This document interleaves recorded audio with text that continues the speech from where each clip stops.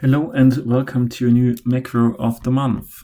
This time again a color macro, and it is called RGBColor, and you're simply using it by highlighting the area you want to have in your RGB color in, and then running your macro. And then it's writing in every cell the RGB color with the 255 or 256 parts of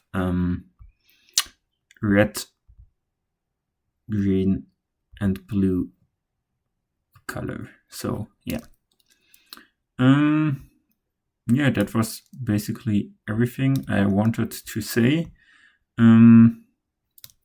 Basically simple to use, and I don't know, it's not used that often, but you can use it.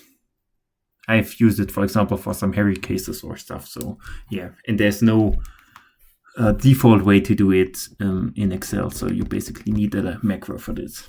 You will find the code in the description. And yeah, thanks for joining. See you next time. Bye.